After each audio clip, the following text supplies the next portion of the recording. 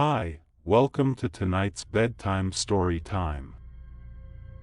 It's a time for us to relax together, forget about the worries of the day, and immerse ourselves in a magical world of stories.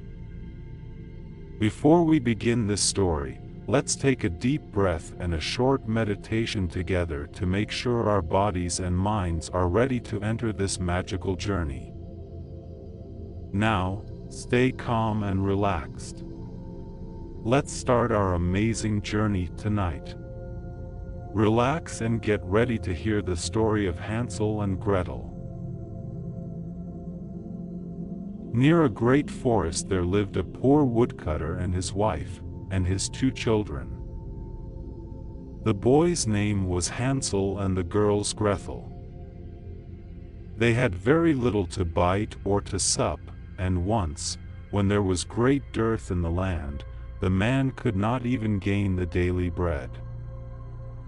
As he lay in bed one night thinking of this, and turning and tossing, he sighed heavily, and said to his wife, "What will become of us? We cannot even feed our children, there is nothing left for ourselves." "I will tell you what, husband," answered the wife, "we will take the children early in the morning into the forest, where it is thickest. We will make them a fire, and we will give each of them a piece of bread, then we will go to our work and leave them alone. They will never find the way home again, and we shall be quit of them." "No, wife," said the man, "I cannot do that. I cannot find in my heart to take my children into the forest and to leave them there alone. The wild animals would soon come and devour them." "Oh, you fool," said she, "then we will all four starve. You had better get the coffins ready," and she left him no peace until he consented. "But I really pity the poor children," said the man. The two children had not been able to sleep for hunger, and had heard what their stepmother had said to their father. Gretel wept bitterly, and said to Hansel, "It is all over with us." "Do be quiet, Gretel," said Hansel, "and do not fret, I will manage something." And when the parents had gone to sleep he got up, put on his little coat, opened the back door, and slipped out. The moon was shining brightly, and the white flints that lay in front of the house glistened like pieces of silver. Hansel stooped and filled the little pocket of his coat as full as it would hold. Then he went back again, and said to Gretel, "Be easy, dear little sister, and go to sleep quietly, God will not forsake us," and laid himself down again in his bed. When the day was breaking, and before the sun had risen, the wife came and awakened the two children, saying, "Get up, your lazy bones. We are going into the forest to cut wood." Then she gave each of them a piece of bread, and said, "That is for dinner, and you must not eat it before then, for you will get no more." Gretel carried the bread under her apron, for Hansel had his pockets full of the flints. Then they set off all together on their way to the forest. When they had gone a little way Hansel stood still and looked back towards the house, and this he did again and again, till his father said to him, "Hansel, what are you looking at? Take care not to forget your legs." "Oh, father," said Hansel, "lamb, looking at my little white kitten, who is sitting up on the roof to bid me goodbye." "You young fool," said the woman, "that is not your kitten, but the sunshine on the chimney pot." Of course Hansel had not been looking at his kitten, but had been taking every now and then a flint from his pocket and dropping it on the road. When they reached the middle of the forest the father told the children to collect wood to make a fire to keep them warm.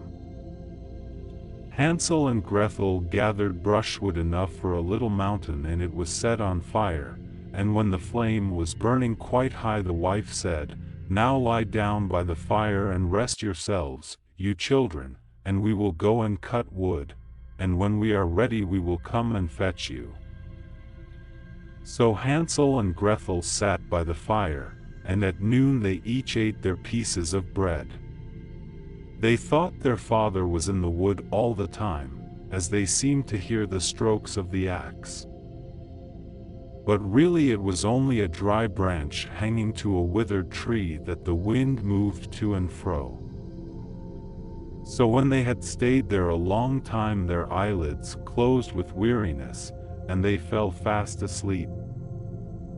When at last they woke it was night, and Gretel began to cry, and said, "How shall we ever get out of this wood?" But Hansel comforted her, saying, "Wait a little while longer, until the moon rises, and then we can easily find the way home." And when the full moon got up Hansel took his little sister by the hand, and followed the way where the flint stones shone like silver, and showed them the road. They walked on the whole night through, and at the break of day they came to their father's house. They knocked at the door, and when the wife opened it and saw that it was Hansel and Gretel she said, "You naughty children, why did you sleep so long in the wood? We thought you were never coming home again." But the father was glad, for it had gone to his heart to leave them both in the woods alone. Not very long after that there was again great scarcity in those parts, and the children heard their mother say at night in bed to their father, "Everything is finished up. We have only half a loaf, and after that the tale comes to an end. The children must be off. We will take them farther into the wood this time, so that they shall not be able to find the way back again. There is no other way to manage." The man felt sad at heart, and he thought, it would better to share one's last morsel with one's children. But the wife would listen to nothing that he said, but scolded and reproached him. "He who says a must say be two, and when a man has given in once he has to do it a second time." But the children were not asleep, and had heard all the talk. When the parents had gone to sleep Hansel got up to go out and get more flint stones, as he did before, but the wife had locked the door, and Hansel could not get out. He comforted his little sister, and said, "Don't cry, Gretel, and go to sleep quietly, and God will help us." Early the next morning the wife came and pulled the children out of bed. She gave them each a little piece of bread less than before, and on the way to the wood Hansel crumbled the bread in his pocket, and often stopped to throw a crumb on the ground. "Hansel, what are you stopping behind and staring for?" said the father. "I am looking at my little pigeon sitting on the roof, to say goodbye to me," answered Hansel. "You fool," said the wife, "that is no pigeon, but the morning sun shining on the chimney pots." Hansel went on as before, and strewed bread crumbs all along the road. The woman led the children far into the wood, where they had never been before in all their lives. And again there was a large fire made, and the mother said, "Sit still there, you children, and when you are tired you can go to sleep. We are going into the forest to cut wood, and in the evening, when we are ready to go home we will come and fetch you." So when noon came Gretel shared her bread with Hansel, who had strewed his along the road. Then they went to sleep, and the evening passed, and no one came for the poor children. When they awoke it was dark night, and Hansel comforted his little sister, and said, "Wait a little, Gretel, until the moon gets up, then we shall be able to see the way home by the crumbs of bread that I have scattered along it." So when the moon rose they got up, but they could find no crumbs of bread, for the birds of the woods and of the fields had come and picked them up. Hansel thought they might find the way all the same, but they could not. They went on all that night, and the next day from the morning until the evening, but they could not find the way out of the wood, and they were very hungry, for they had nothing to eat but the few berries they could pick up. And when they were so tired that they could no longer drag themselves along, they lay down under a tree and fell asleep. It was now the third morning since they had left their father's house.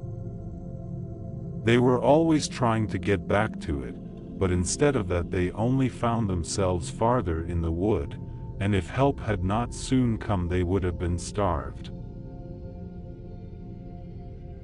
About noon they saw a pretty snow-white bird sitting on a bough, and singing so sweetly that they stopped to listen. And when he had finished the bird spread his wings and flew before them, and they followed after him until they came to a little house, and the bird perched on the roof, and when they came nearer they saw that the house was built of bread, and roofed with cakes. And the window was of transparent sugar.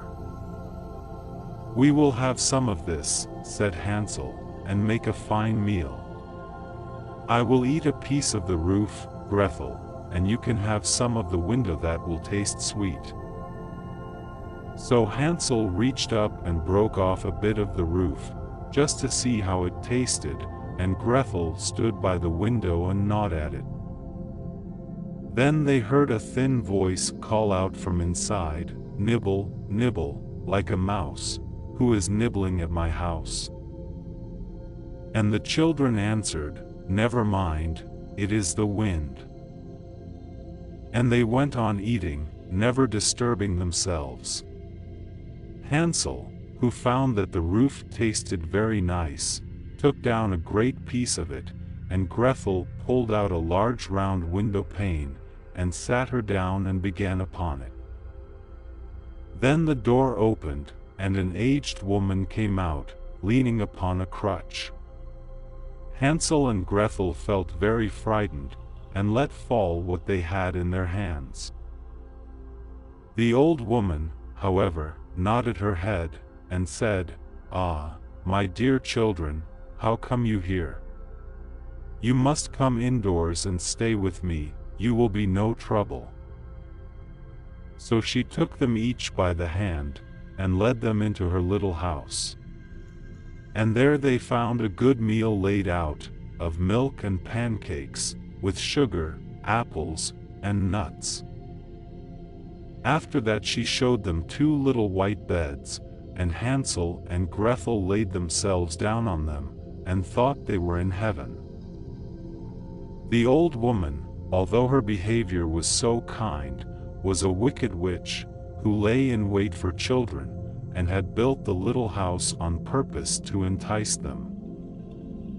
When they were once inside she used to kill them, cook them, and eat them, and then it was a feast day with her. The witch's eyes were red, and she could not see very far, but she had a keen scent, like the beasts, and knew very well when human creatures were near. When she knew that Hansel and Gretel were coming, she gave a spiteful laugh, and said triumphantly, "I have them, and they shall not escape me." Early in the morning, before the children were awake, she got up to look at them, and as they lay sleeping so peacefully with round rosy cheeks, she said to herself, "What a fine feast I shall have." Then she grasped Hansel with her withered hand, and led him into a little stable, and shut him up behind a grating, and call and scream as he might, it was no good. Then she went back to Gretel and shook her, crying, "Get up, lazy bones, fetch water, and cook something nice for your brother. He is outside in the stable, and must be fattened up. And when he is fat enough I will eat him." Gretel began to weep bitterly, but it was of no use, she had to do what the wicked witch bade her. And so the best kind of victuals was cooked for poor Hansel, while Gretel got nothing but crab shells. Each morning the old woman visited the little stable, and cried, "Hansel, stretch out your finger, that I may tell if you will soon be fat enough." Hansel, however, used to hold out a little bone, and the old woman, who had weak eyes, could not see what it was, and supposing it to be Hansel's finger, wondered very much that it was not getting fatter. When 4 weeks had passed and Hansel seemed to remain so thin, she lost patience and could wait no longer. "Now then, Gretel," cried she to the little girl, "be quick and draw water. Be Hansel fat or be he lean, tomorrow I must kill and cook him." Oh, what a grief for the poor little sister to have to fetch water, and how the tears flowed down over her cheeks. "Dear God, pray help us," cried she. "If we had been devoured by wild beasts in the wood, at least we should have died together." "Spare me your lamentations," said the old woman, "they are of no avail." Early next morning Gretel had to get up, make the fire, and fill the kettle. "First we will do the baking," said the old woman. "I've heated the oven already, and kneaded the dough." She pushed poor Gretel towards the oven, out of which the flames were already shining. "Creep in," said the witch, "and see if it is properly hot, so that the bread may be baked." And Gretel once in, she meant to shut the door upon her and let her be baked, and then she would have eaten her. But Gretel perceived her intention, and said, "I don't know how to do it. How shall I get in?" "Stupid goose," said the old woman, "the opening is big enough, do you see? I could get in myself," and she stooped down and put her head in the oven's mouth. Then Gretel gave her a push, so that she went in farther, and she shut the iron door upon her, and put up the bar. Oh, how frightfully she howled! But Gretel ran away, and left the wicked witch to burn miserably. Gretel went straight to Hansel, opened the stable door, and cried, "Hansel, we are free. The old witch is dead." Then out flew Hansel like a bird from its cage as soon as the door is opened. How rejoiced they both were! How they fell each on the other's neck, and danced about, and kissed each other.